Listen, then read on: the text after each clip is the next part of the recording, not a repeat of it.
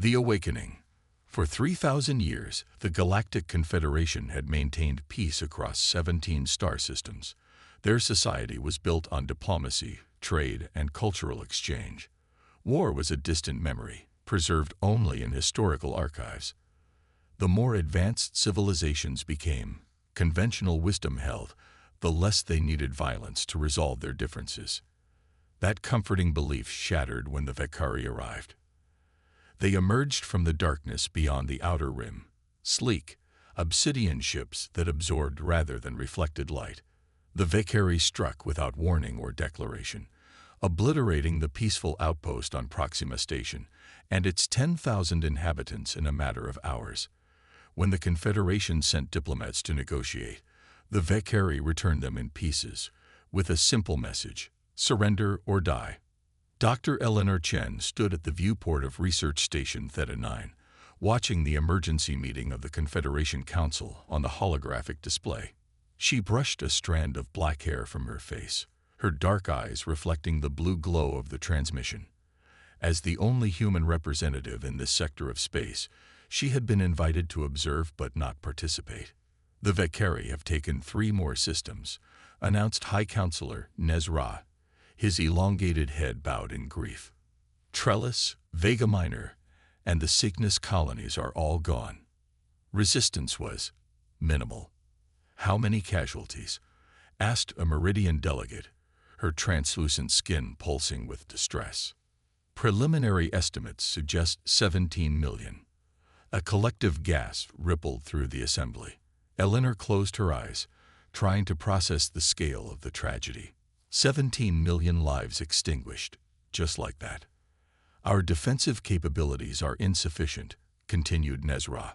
The Confederation has not maintained a standing military for over 8 centuries. Our peacekeeping vessels are being destroyed faster than we can deploy them. A Diraxian representative rose, his crystalline form catching the light. Perhaps we should consider alternative sources of assistance. You mean the restricted files? Nezra's voice dropped to a whisper. The warrior species. Eleanor's attention sharpened. In the 3 years she had spent as Earth's scientific liaison to the Confederation, she had never heard mention of restricted species. We have no choice, the Diraxian insisted. The Vakari will reach the core systems within 2 lunar cycles. We need warriors, not diplomats. Nezra sighed, his ancient face lined with reluctance. Access the archives. Find us a species that understands war. 3 days later, Eleanor was summoned to a private meeting. When she arrived, Nezra and 5 other council members were reviewing holographic data, their expressions a mixture of fascination and horror.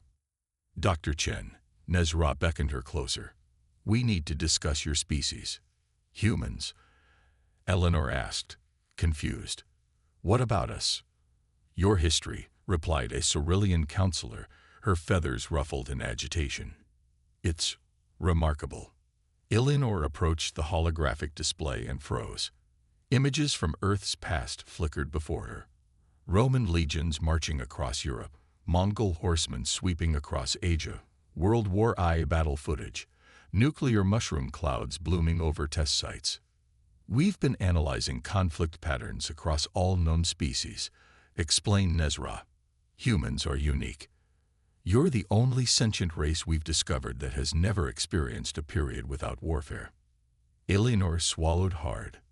That's not something we're particularly proud of. Perhaps not, said Nezra, but it may be something that saves us all. The Council's plan was audacious.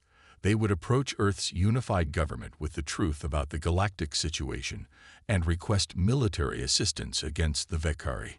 In exchange, humanity would receive advanced technology and full membership in the Confederation. They're asking us to fight an interstellar war against an enemy we've never met. Admiral Marcus Thorne stood in the United Earth Defense Command Center, his weathered face impassive as he addressed the Confederation representatives. The Vakari have already destroyed 7 worlds, replied the Meridian ambassador. Yours could be next. Thorne glanced at the tactical displays surrounding him. Earth's defense fleet was impressive by human standards. 40 vessels capable of near-light travel, armed with kinetic weapons and fusion missiles, against a species that had mastered interstellar travel centuries ago. It might as well be a collection of wooden rafts.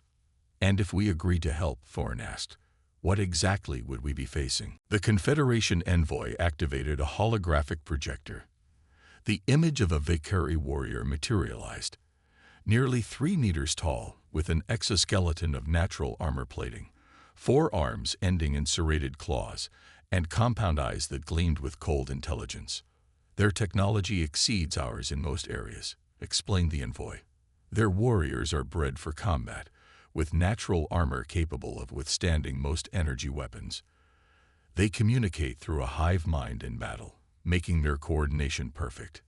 Thorne studied the projection with professional interest. Weaknesses? Unknown. No one has survived long enough to identify any. The Admiral turned to Dr. Chen, who had returned to Earth as part of the delegation. Your thoughts, Doctor? Eleanor hesitated. The Confederation has lived in peace for so long they've forgotten how to fight. They need us not just for our weapons or ships, but for our perspective. We understand conflict in ways they don't. Thorne nodded slowly. How much time do we have? The Valkyrie fleet is approximately 8 weeks from reaching the next inhabited system. Not much time to prepare for an interstellar war, Thorne mused. Then, with quiet resolve, but we've faced worse odds before. 3 days of intense debate followed in the United Earth Council. Some argued that humanity should focus on its own defense, fortifying Sol's system rather than venturing into an alien conflict. Others pointed out the strategic advantage of confronting the Valkyrie before they reached Earth. In the end, pragmatism won out. Better to fight alongside allies with advanced technology than alone. Admiral Thorne was given command of Operation Distant Thunder, humanity's first interstellar military campaign. Every volunteer knew it might be a one-way mission. We're outgunned and outnumbered, Thorne addressed the assembled officers in the briefing room of the UES Dreadnought. The enemy has better tech, better ships, and home field advantage. So why are we going to win? Because we're human, sir, replied Commander Sarah Reyes, his tactical officer. Thorne smiled grimly. Exactly. The Valkyrie fight like a hive mind. Perfect coordination, but predictable patterns. We fight like humans, adaptive, creative, and mean as hell when cornered. The deployment was unprecedented. 20 battleships converted with Confederation technology for faster-than-light travel, carrying specially trained combat teams. The remaining vessels would stay behind to defend Earth if the mission failed. Dr. Chen joined as scientific liaison, her expertise in xenobiology deemed crucial for understanding their enemy. As the fleet prepared to depart, she stood on the observation deck, watching Earth recede into the distance. Having second thoughts? Asked Thorne, appearing beside her. Eleanor shook her head. Just thinking about history. Humans have been fighting each other for thousands of years. Now we're united against an external threat. The oldest story in the book, Thorne agreed. Nothing brings people together like a common enemy. The Confederation thinks we're savages, Eleanor said quietly. They're horrified by our history of warfare. Maybe they're right, Thorne replied. But sometimes you need a savage to stop a monster. As Earth disappeared from view, the fleet engaged their new FTL drives.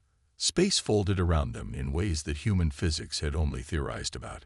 They were venturing into the unknown, carrying with them humanity's oldest and most terrible skill, the art of war. The Valkyrie would never know what hit them. The Reckoning. Commander Zraxis stood on the command platform of the Valkyrie dreadnought Inevitable Conquest, watching holographic displays of his fleet's advance through Confederation space. 23 worlds had fallen already, their populations either exterminated or enslaved. The conquest was proceeding exactly as the Supreme Overmind had calculated. Another diplomatic transmission from the Confederation, Commander reported his second. They offer unconditional surrender of 3 star systems in exchange for a cessation of hostilities. Zraxis' mandibles clicked in amusement. The same proposal as yesterday, just with different worlds. Reject it and continue the advance. As you command. Our scouts report unusual activity near the Centauri Gate. Unknown vessels have been detected. Confederation reinforcements. Draxus asked, though he couldn't imagine what difference they would make. The peacekeepers had proven utterly ineffective against Valkyrie battle cruisers. No, Commander. These ships match no known Confederation design. Draxus's compound eyes narrowed. Show me. The hologram shifted to display grainy reconnaissance footage of dark, angular vessels with distinctive markings. They were smaller than Valkyrie warships, but appeared more heavily armed, with visible weapon emplacements along their hulls. A new species. Draxus wondered aloud. Or have our enemies been hiding their true military capabilities? Unknown, Commander, but they appear to be setting up defensive positions around the Centauri Gate. Draxus considered the tactical display. The Centauri Gate was a strategic choke point, a natural wormhole that provided the fastest route to the Confederation core worlds. His fleet had been on course to secure it within 3 days. Maintain course, he ordered. If these newcomers wish to die alongside the Confederation, we will accommodate them. Aboard the UES Dreadnought, Admiral Thorne reviewed the battle plan with his officers. The Centauri Gate provided a perfect bottleneck. The Valkyrie would have to funnel their ships through it to maintain their timetable for conquest. Latest intelligence shows 76 Valkyrie warships approaching, reported Commander Reyes. They'll reach our position in approximately 18 hours. And we have 20 ships, Thorne noted calmly. Conventional wisdom would call those impossible odds. Good thing we don't put much stock in conventional wisdom, sir, Reyes replied with a tight smile. Dr. Chen entered the war room, her face flushed with excitement. Admiral, I think I've found something. She uploaded data to the tactical display. I've been analyzing the biological samples the Confederation provided. The Valkyrie exoskeleton isn't just armor. It's a communication system. Those plates resonate at specific frequencies, allowing them to maintain their hive-mind coordination. Thorne leaned forward. And if we disrupt those frequencies, in theory, we could break their tactical coordination. They'd still be formidable individual warriors, but they'd lose their perfect synchronization. Can we weaponize this? Eleanor nodded. The engineering team is already modifying our sonic emitters. We can broadcast at the exact frequency to cause maximum disruption. Thorne's eyes gleamed. Well done, Doctor. This changes everything. As the Valkyrie fleet approached, they found not a defensive line but what appeared to be a scattered, disorganized human force. Ships moved in seemingly random patterns, some appearing to flee while others drifted in vulnerable positions. They have no formation, Draxus observed with disdain. No coherent strategy. This will be over quickly. The first wave of Valkyrie ships surged forward, eager to eliminate the human defenders and secure the gate.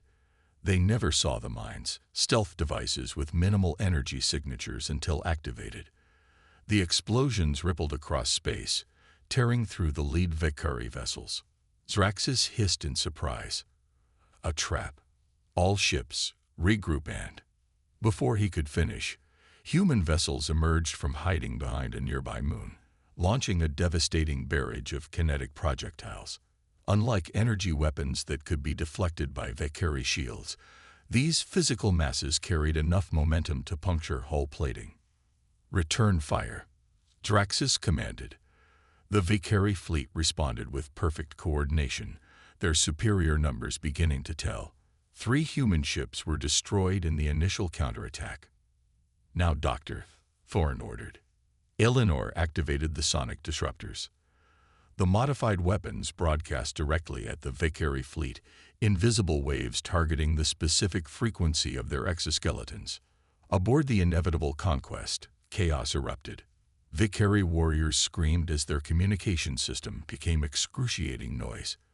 The hive-mind coordination collapsed into confusion and pain. What is happening? Draxus roared, his own exoskeleton vibrating painfully. Status report. No coherent response came. His crew stumbled about, some clawing at their own armor plates, others firing weapons randomly. On the tactical display, Zraxis watched in horror as his perfectly synchronized fleet disintegrated into individual ships, each acting without coordination. The human vessels pressed their advantage. What they lacked in numbers, they made up for in tactical flexibility. Without the hive mind, the Valkyrie found themselves outmaneuvered at every turn. They're adapting. Zraxis realized too late. Where the Valkyrie relied on perfect coordination, these humans thrived in chaos. Each of their captains seemed to operate independently yet somehow maintained an overall strategy. Thorn watched the battle unfold with grim satisfaction. Target their command ship. All weapons, full barrage. The UES Dreadnought and 5 accompanying battleships converged on the inevitable conquest. Kinetic projectiles, fusion missiles, and concentrated energy beams hammered the Valkyrie flagship from multiple vectors.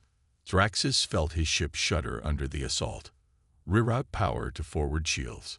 Launch all fighters. But the coordination that had made the Valkyrie fleet invincible was gone. Fighter launches were delayed.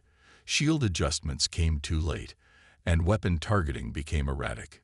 Eleanor watched from the auxiliary control room, monitoring the effectiveness of the sonic disruption. It's working, Admiral. Their formation is completely broken.